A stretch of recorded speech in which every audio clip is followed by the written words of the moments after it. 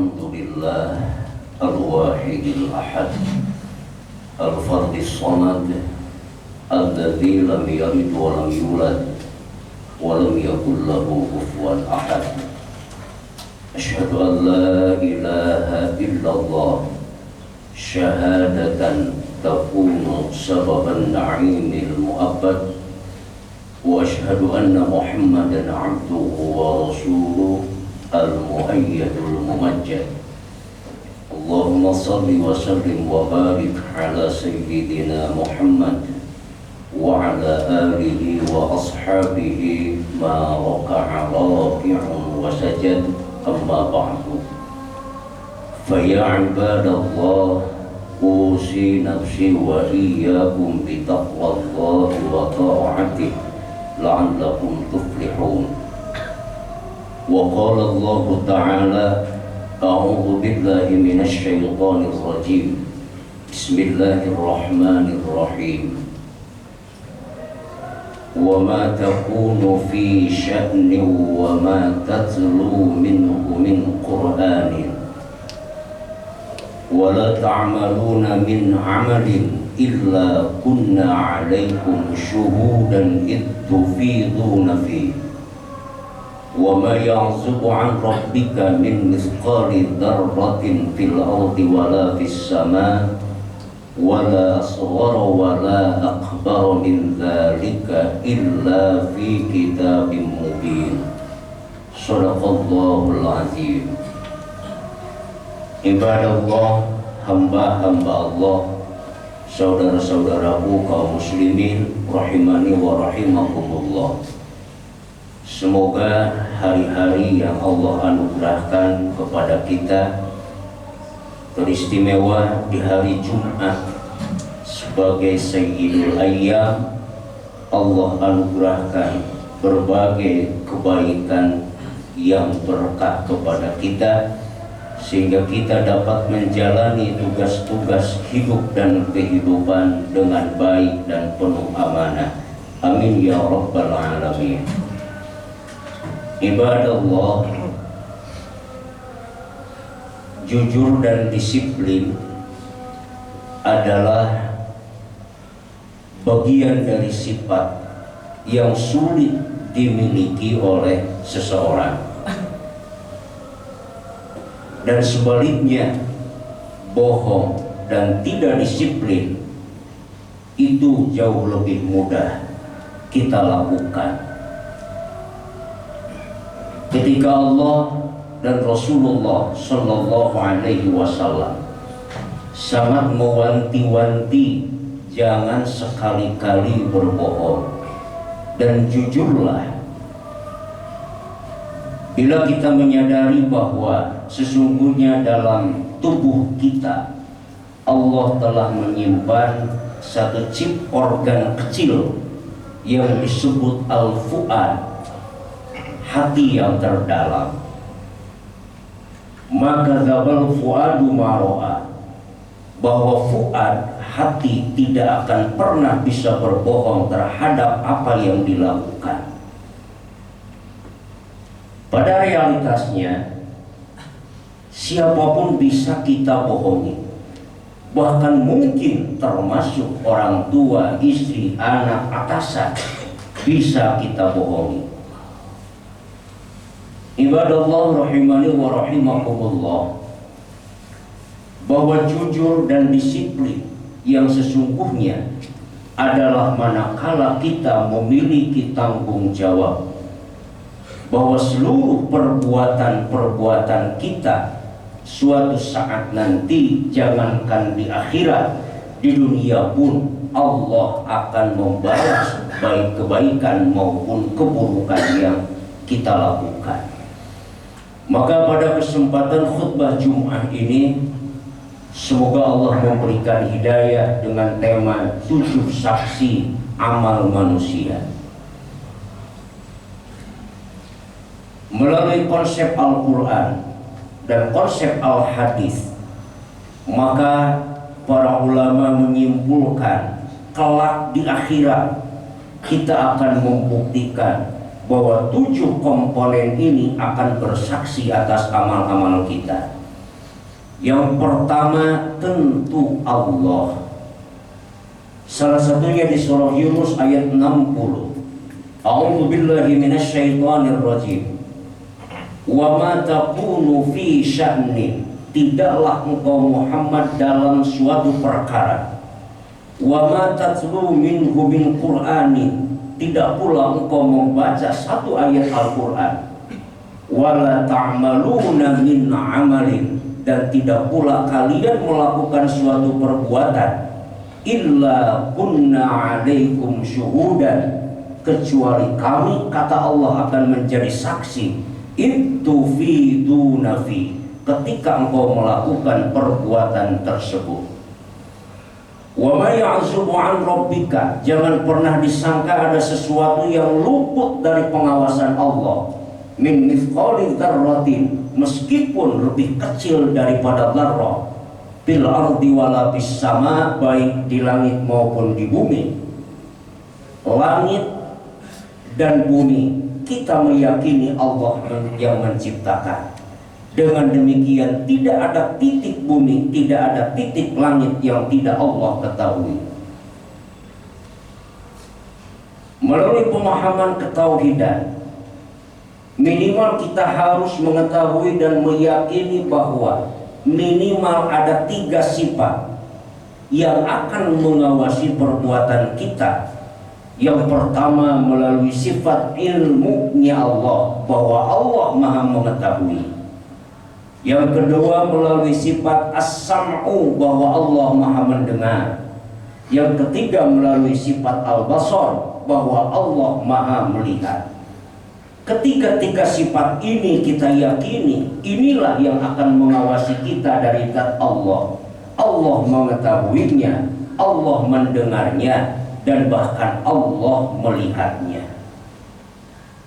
Bila ada sebahagian kita masih berpikir bahwa mungkin kita bisa melanggar pada saat gelap, bahwa kita bisa melakukan kemaksiatan pada saat tidak ada orang lain, mungkin saat itu kebohongan kita tidak akan pernah terbuka. Tetapi bila kita meyakini bahwa terang ini Allah yang menciptakan, demikian gelap pun Allah yang menciptakan, maka tidak ada titik gelap yang tidak Allah ketahui, karena Allah yang menciptakan.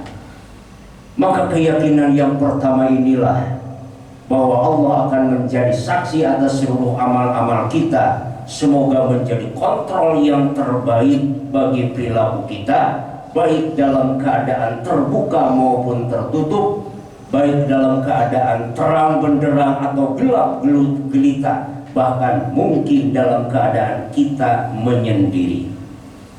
Kemudian yang saksi yang kedua, kita telah meyakini bahwa di samping kiri kanan kita ada 2 malaikat yang Allah tugaskan secara spesial untuk mengawasi perbuatan kita.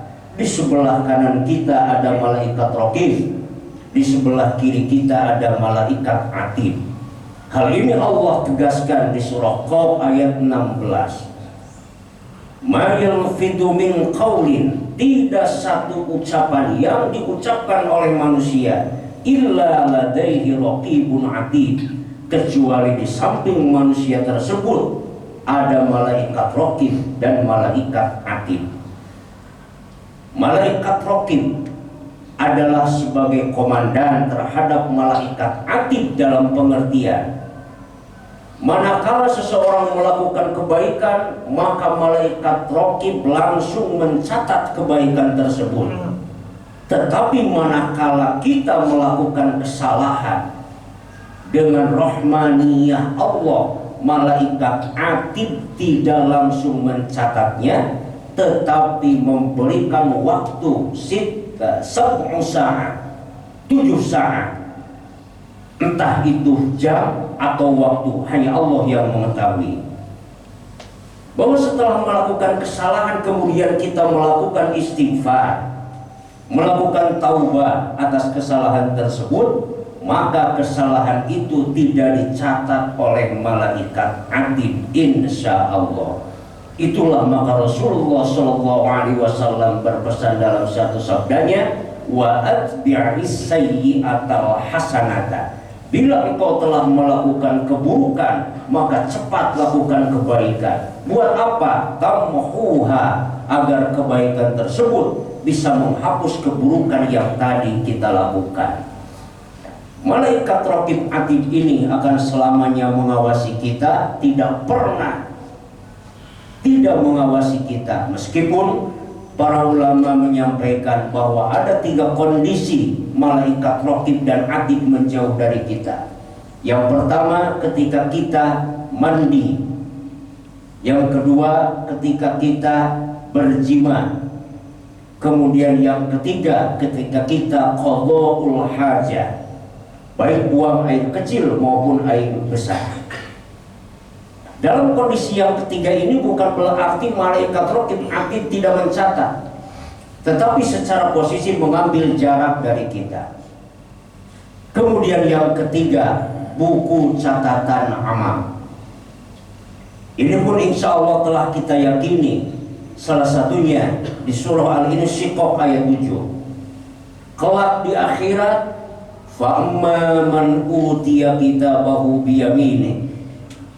Siapa orang yang menerima buku catatan amal dari tangan atau sebelah kanannya, fasaufa yuhasabu hisaban yasira, maka dia akan dihisab dengan hisaban yang mudah.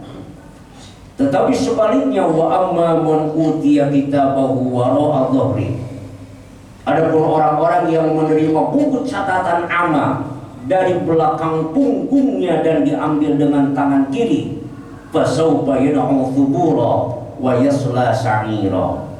Tetapi hadirin rahimani wa rahimakumullah, buku catatan amal tersebut baru bisa akan kita lihat wa antum hina idzin tanzurun, ketika sakaratul maut, ketika ruh sudah sampai di tenggorokan.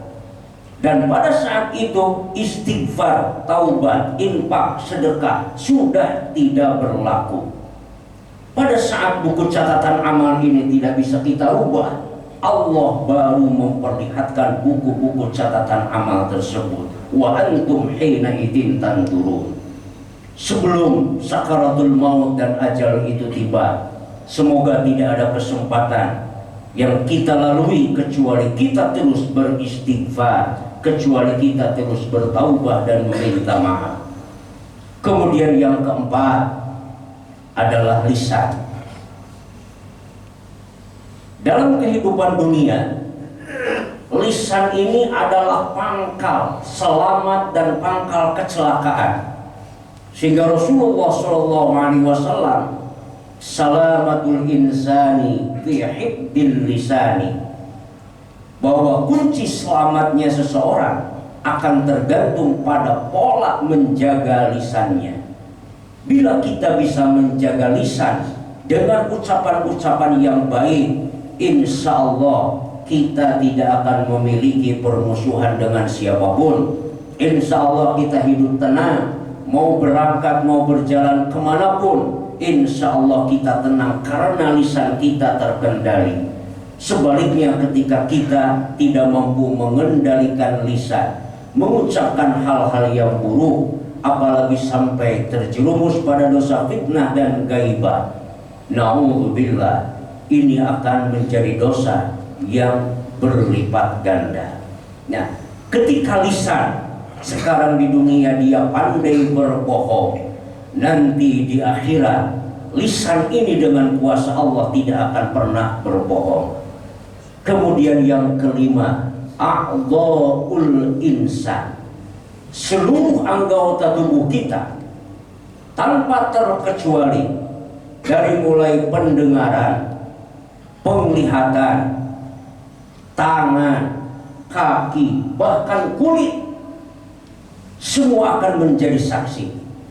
Ini Allah tegaskan di surah An-Nur ayat 24 atau di surah As-Saff ayat 16, bahwa ketika nanti orang-orang yang tidak beriman kepada Allah, para calon penghuni neraka, dipanggil, dihisab oleh Allah, bahwa pada saat itu yauma tashhadu alaihim alsinatuhum, pada hari itu lisan-lisan mereka bersaksi, wa aydihim, dan tangan-tangan mereka pun bersaksi, wa arjuluhum, dan kaki-kaki pun mereka bersaksi, bima kanu ya'malun, atas apa yang mereka kerjakan.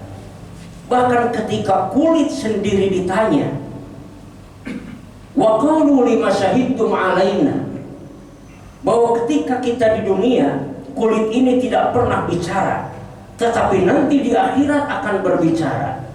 Sehingga orang-orang akan bertanya, lima syahidtum alaina, kenapa hari ini engkau bersaksi atas amal-amal kami? Kulit akan menjawab, qalu antaqanallah, pada hari ini Allah membuat aku mampu berbicara. Allati antaqa kulla syai'in, yang Allah itu telah membuat bisa bicara kepada siapapun. Maka keyakinan-keyakinan atas hal gaib di masa depan akhirat ini tidak akan bisa kita imani, tidak akan bisa kita yakini tanpa pertolongan Allah. Kemudian yang keenam adalah waktu, dan ketujuh adalah tempat. Tidak ada waktu tanpa tempat, dan tidak ada tempat tanpa waktu. Semua waktu ada ruang tempat, dan semua tempat ada ruang waktu.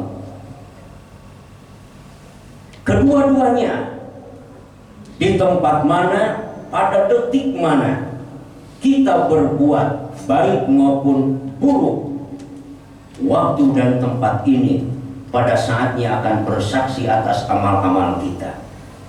Ibadallah rahimani wa rahimakumullah, inilah 7 saksi yang dipahami oleh para ulama melalui konsep Al-Quran dan Al-Hadis, dan semoga